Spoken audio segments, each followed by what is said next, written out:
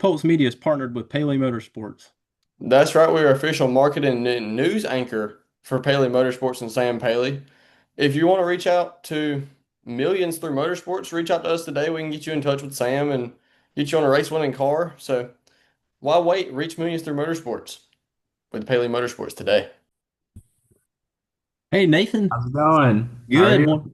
How are you? Good, good, good. I'm down in Florida doing some sim work, getting ready for the upcoming weekend. So Awesome. Well, we want to welcome you on and glad to have you on. Really awesome having so many of your fellow competitors from MX5 and glad to get you on for the first time. awesome, awesome. Thank you. Absolutely. So I always love to start with this question. What was your start in racing? What really got you in, this bit you? Yeah. So I started racing when I was four, doing go-karts and stuff with my dad. My sister actually, she rode some horses and stuff Mm. whenever she was younger. She went all the way through like the national level. Wow. But when I was getting ready to have my fourth birthday, we were at the fairgrounds and they had little dirt go-karts ripping Mhm. around at the track there. And I think it's from that moment I knew I was interested. And there was a guy selling all of his, carts and equipment and stuff for his kid because he was moving up. And it was getting ready to be my fourth birthday. So my dad got it. And the first time I took the cart out was in a high school parking lot Wow. and started ripping around and pretty much immediately just nosed it straight into a curb. So we were off to a hot start, but uh, no, it's, since I was four doing local stuff, doing karting and it was super fun doing it with me and my dad. He's still super involved. But just doing it locally and stuff, it was like baseball or, anything else for kids, except it was just motorsport for me. So much of your career is spent with Mazda. I know, like I've seen heard, so many people talk about it, S through SCCA, where it's Mhm. NASA. Mazda's got such a big root in motorsport right now. And someone like you and some of your competitors have been gone through to the grassroots level. How big is that for you to see that a brand really wants to, have a keen interest from, local amateur level all the way to a national level with, the MX5? Yeah, the importance of Mazda and grassroots racing, especially now with the current landscape of motorsports with IMSA and everything is super crucial. Having that support at that age, not only to see the vision of what can be possible in the future and see, oh, these guys were able to do it and this is how they did it. It was very simple steps, but having the support of the people from Mazda, Jonathan Applegate, Josh Smith to help guide me along. And I started racing Spec Miata, and that's kind of we didn't know what the steps after that were. Spec Miata was kind of just all right. We know we want to get out of cars. We know we want to start taking it more seriously, and that's where we met most of the Mazda people. And after that, we did Spec MX-5. That's kind of Mazda's like semi-pro Mhm. series. Um, and racing against a lot of the guys that I'm still racing against in Yeah. Cup. I've gone on to do other things. So, growing with those people with Mazda and everything has been a super cool experience. You see some of your competitors still love to step back down to the grassroots level. I was at Roebling Road today, or over the weekend. I was flagging, and yeah, I had four of your competitors there this weekend racing. You had both Bobby and Ellie Gossett, Chuck, Yep. Magnatus, and Kudos. Yeah. Jeremy Fletcher was there coaching, Mhm. and so it's really cool to see that they're virtually they drive a lot, all similar to everyone. They still want to be involved and help get that next generation because you see so many people. I think that's the best way to go is through Mazda, and because Yeah. so many drivers say that MX5 is the best. Once you get there, that's the best way Yeah. to learn racecraft and stuff. And Yeah. so many of those guys, look at how many of them are, in GT or even prototypes now that Yeah. Mazda is the way to go. And it's Yeah. just amazing how they do that. But, you've been MX5 now, this is going into your third season, right? I believe, Yes. Yes, sir. every year's been a year of building. And I think Yeah. last year was that was a big step for you at points for leading the championship and consistently on the podium. But, how big was that to see that growth each year from your perspective? Yeah, coming out of Spectrum X5, I had a super strong season. I think I won 6 or 8 races, Mhm. however many it was. And near won the points championship, but the format was weird. I ended up not getting the actual overall championship. But um, yeah, I had a lot of confidence going into my first MX5 Cup season. And had some success pretty early. I think I finished in the top 10 both Daytona races, or well, the first Daytona race, Mhm. ended up DNFing the second one.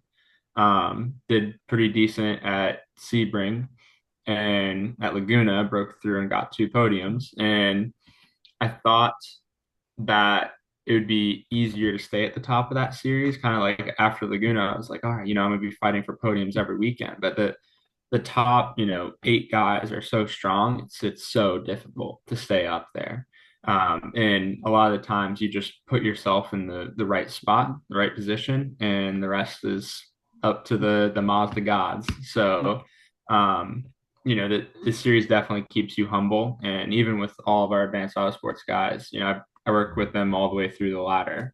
Um, and with them, like, I have other stuff going on, doing some of the trucks, and like, my focus is on both right now. It's evenly split, and eventually it's going to start swaying one way or the other. But, I tell them, I'm like, hey, you guys shouldn't be putting in, or you guys should be putting in more work than me. You know what I mean? Like, Yeah. I have a lot on my plate right now, and like, this series will keep you very humble.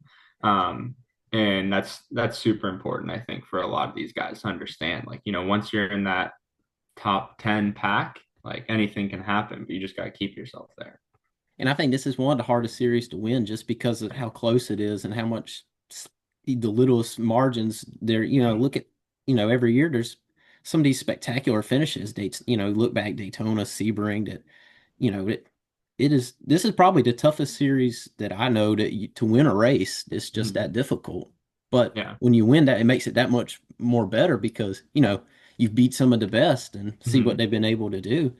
I Yeah. remember, last year, Martinsville, that was, you put yourself right there into contention for it. That was going so good right until the end. But how hard is that, kind of making that switch? You're used to going left and right, but then, Yeah. we do the one oval.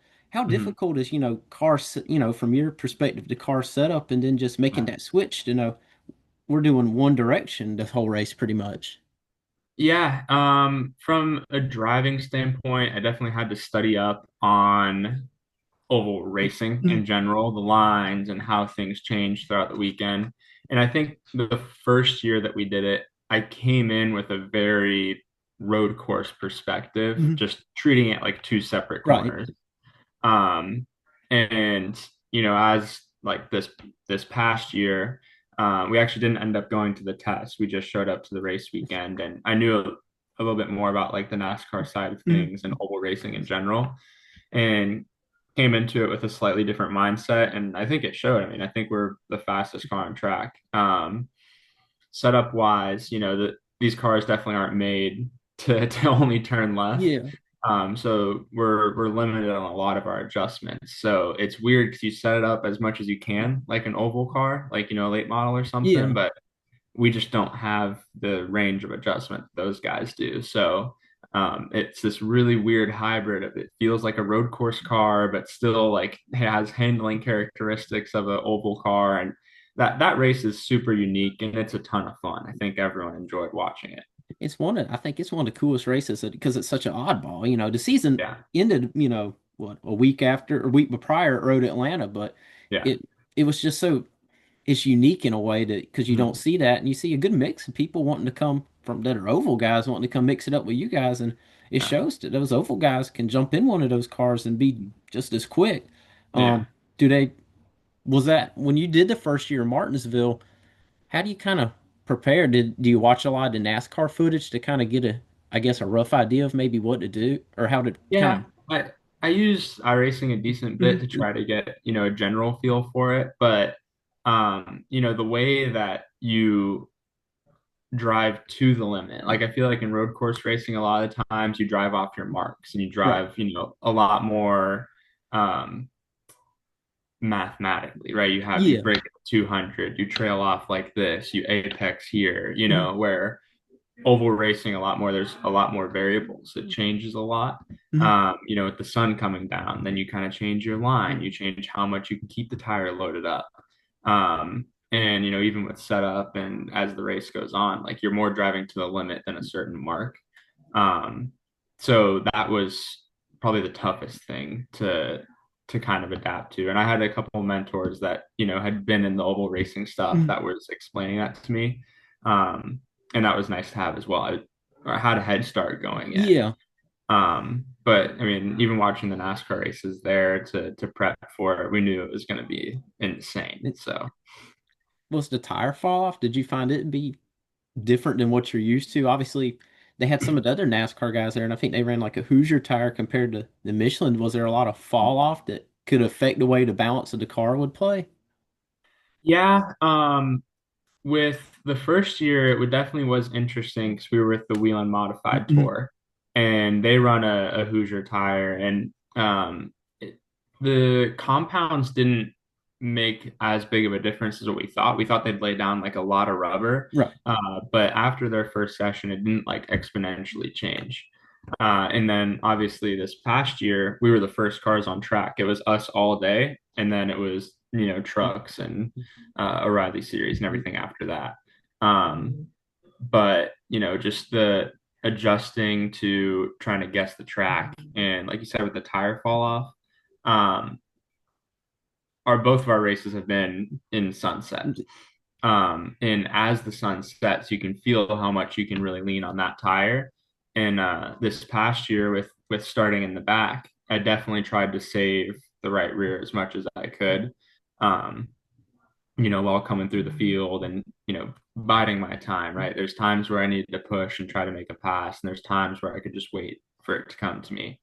And with the stage break, I wasn't worried about it. But I think that played into my advantage at the end as well with saving that little bit of Yeah, tire during the heat of the day. because it really showed how easy it was. I wouldn't say it was easy, but you made way through the field pretty good. It was because Yeah. at times it looked like it was hard to pass it a lot of times because if you got off that bottom groove, there was not a whole lot of rubber, and you were one of the few that were really able to make that, I'd say, middle groove work to your Mhm. advantage there. Yeah. Yeah, I think the tire advantage and our car was just super up. We had a really good piece that weekend. And, even when we'd get racing and someone would try to get under me and I'd get stuck on the top Mhm. lane. I feel like I was still able to make the top lane work compared to, anytime I got under someone, it was game over. I could just roll through and make it happen, which was really good. I think our piece that weekend was super strong and um, in practice one, I think we were like ninth or 12th out of the almost 20 cars. So that Mhm. was pretty disappointing. We didn't do the test, so we were like, oh man, we're in we're in for a long night. Well, And ended up getting it dialed in and won the pole and we didn't pass tech by just like a tiny bit of yeah. rear camber. Um, and I remember there was a couple guys after qualifying come up and saying, "Oh, you didn't pass tech. It's not going to be nearly as fast in the race." And I was like, "Show these guys what's up," So it felt good to have that pace in the race as well and control the last half. So And that's all you can ask because that really shows what you can do going forward is the controllability is there. And it showed yeah. that, showed that to the other teams because, Hmm. people look at MX5 and they see, your McCumbee McAleers and Hmm. as you're really, your dominant force. But I think that showed that, advanced autosport right there was Yeah. right there and we could really contend. But, we'll look back to Daytona.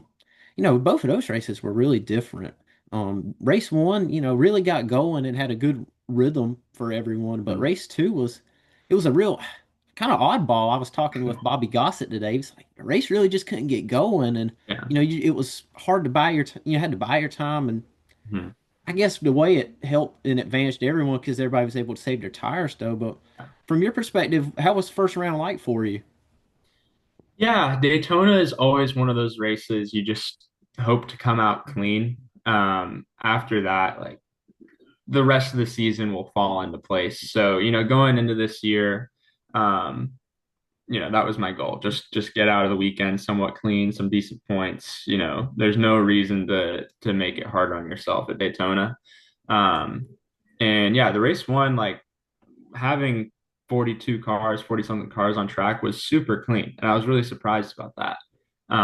Made it all the way through.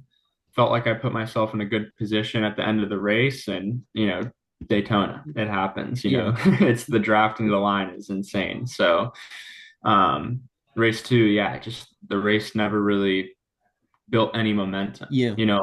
A lot of times you get the races that, build the momentum, there's some excitement happening, and then the field backs up together, and there's different storylines. That one's just like get going for 3 laps, and then there'd be a caution. You have to re-rack it, figure out, all right, now I gotta be more aggressive, and then everyone just kind of compounds on that. But yeah, I mean, we're in an okay spot heading out of Daytona. Didn't have to rebuild a car like 2024, and we're on to the next weekend. So I'm happy about that. And obviously, our equipment was super good that weekend with advanced. Ethan, Oh led a yeah. lot of that Yeah. second race. He did an amazing job. Super proud of him. Vaughn was up in the top 10 in both races. Was super, not surprised, but he's been putting the work in, and it was great to see him up there. Um, you know, I think we have a good group of guys, and obviously the equipment and our pace has been showing that. Yeah, and Daytona, like I said, that's kind of just buy your time and try to get out there as clean as you can. But we head to St. Pete, the only street course of the year, and it's kind of difficult like that. In a way, it has its own uniqueness to Daytona. What's kind of mindset going into St. Pete? Last year was a good year, or a good Yeah. two day races. There was a top five the first one, and then the podium Yeah. on the second, or maybe it was flip flop.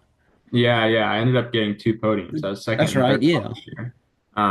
So I'm really looking forward to this weekend. I think the momentum the team has been building on the inside with all of our guys and, with our setups and everything, I think we're in a really good spot heading into this weekend. And, I'm still chasing my first. So I'm pretty damn determined to get it.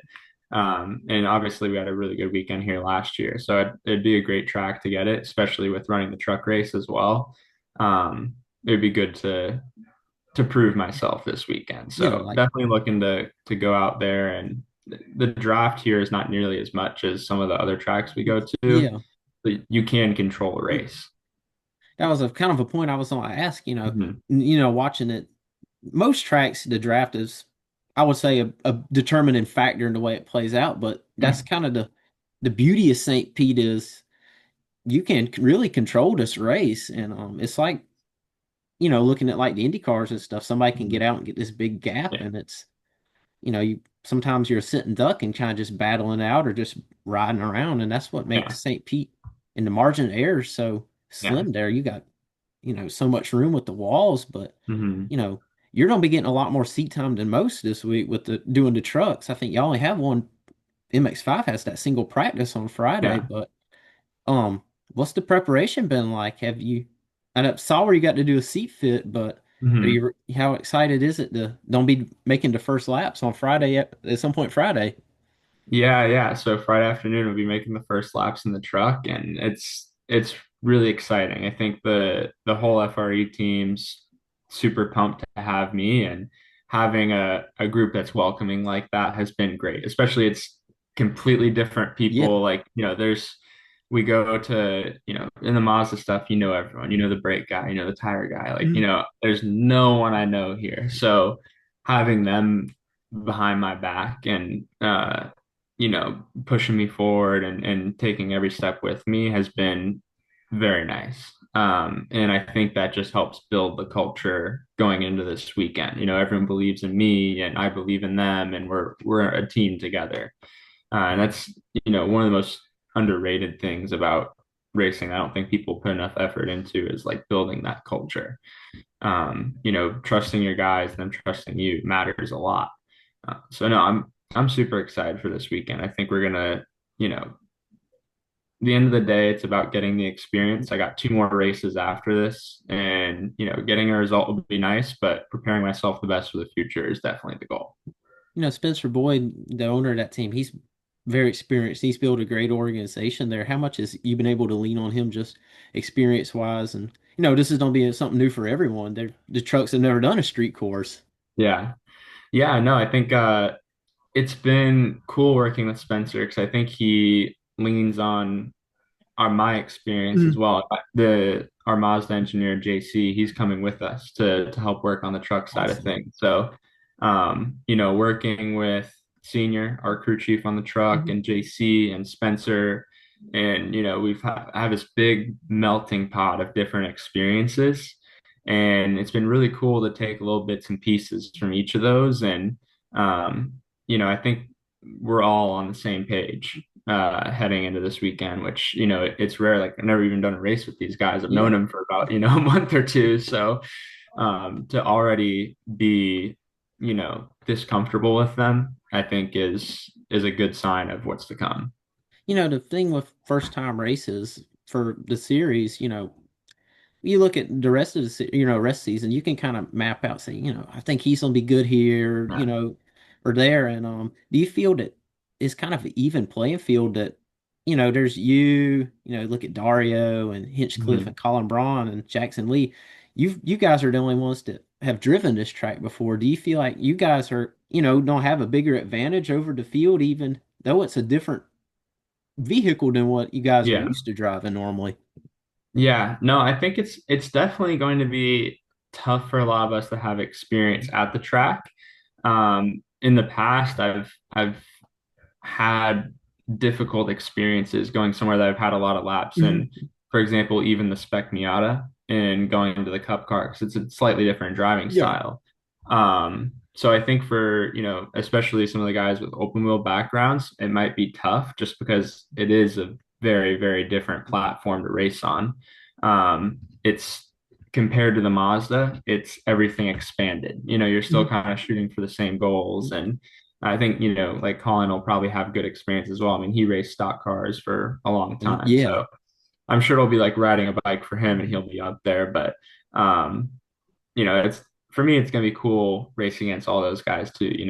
I'm from Indianapolis area, Bloomington, Indiana. So, um, watching my first Indy 500 was Dario's last. So Awesome. that'll Yeah. be cool to race against him and, grew up watching James Hinchcliffe and all those guys. So, overall, I think it's a huge weekend of firsts for me, and it's going to be important to just take every opportunity that's given on and off track and take it all in and learn as much as I can.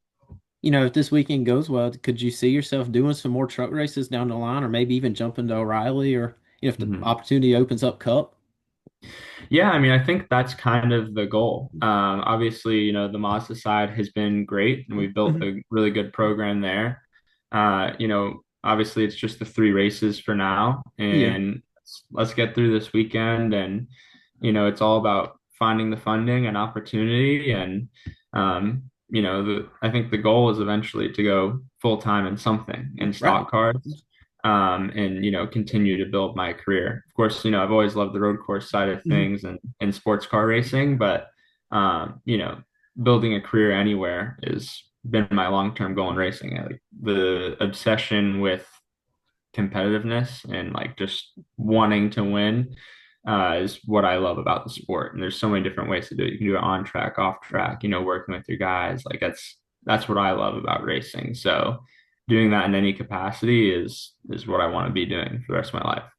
That's interesting that, so many people they stick with sports cars and that's what they really want to do. But, you don't see a lot of them that come over and want to do full, would be open to a full-time NASCAR thing. And Yeah. that's really neat to see that you would really be open to that. And I Yeah. think that shows that you like learning the new tracks and stuff, that just Mhm. racing is a learning sport. That, you're Yeah. constantly, every lap is different, whether, moving lines and, just tire, it's a constant Mhm. learning thing. Yeah. No, for sure. I think anytime you can push yourself and learn and get into uncomfortable scenario, you're going to come out better, right? You're going to have a new piece of information you didn't have. You're going to have different experiences that you can rely on in the future. So at the end of the day, like, becoming the complete race car driver, that's what you got to do. Back in my days when I was karting, that they said that every lap you get on track is a learning experience, Mhm. whether you're first or last. You Mhm. can always pick up something that someone else might not know. It You just put it in your notebook, and you just never Yeah. know when you picked up something that might end up being the thing that you need. Yeah. 100%. 100%. as we look ahead to the rest of the MX5 season, we go to Indianapolis. We got a new track on the schedule, but the rest of the season is kind of wash, rinse, and repeat from the last few years. But what's it going to take? Like I say, last season we saw you were leading the championship points. You were constantly up there fighting for the podiums. What's it going to take to kind of break? Guess we got to break the barrier and get the win this year. But do you think that this year could be the year you could maybe come in number one with the championship?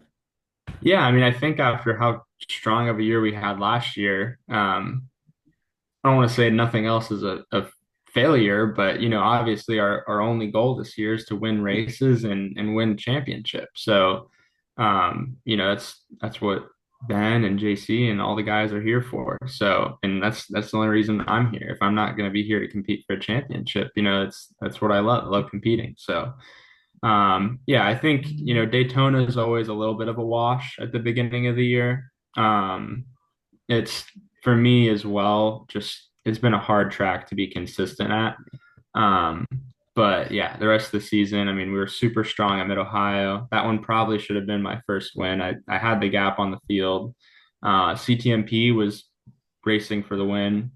St. Pete obviously racing for the win in both races. So it all you can do is put yourself in that position as many times you can per year. However many wins you walk out with is kind of up to the series, right? Yeah, Um, but we're here to win the championship and win races. So plain and simple there. And when the yeah, checker flag flies at Road Atlanta, somebody's gonna have to get decided whether it be you or we're gonna hope it's you because after the last just looking every year's been yeah, gotten better and better. I really the improvement.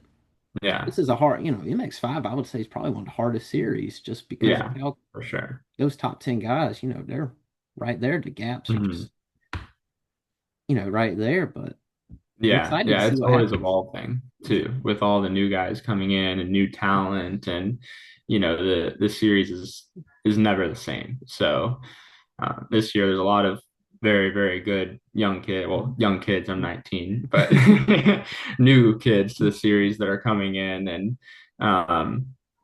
making an impact. So it's going to be interesting to see, somewhere that's not Daytona, how well a lot of those guys can come and race up front with us. yeah, Like the guys like me and Tyler and Jeremy, like and Jared and Gresham, we've been racing each other for the past 3 years since I was a rookie in the yeah. series. So we all know each other on track and how we race. So, introducing some new factors to that's going to make it exciting.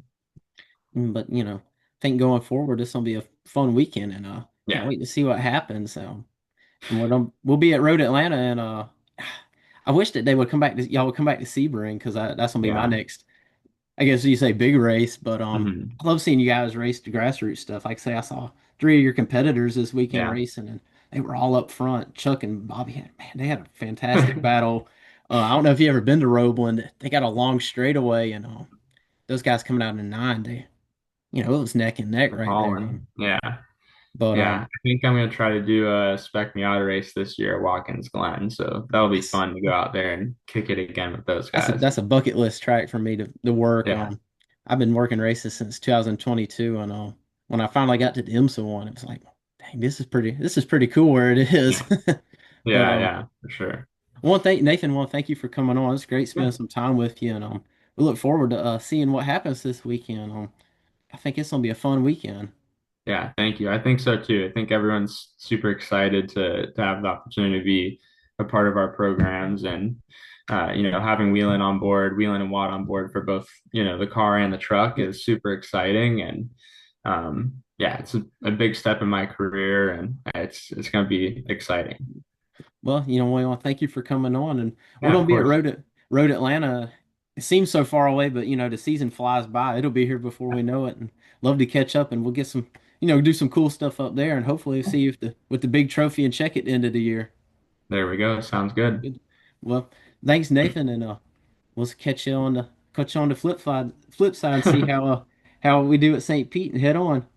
Good deal. All right. See ya. Appreciate it. Thank you. Anytime.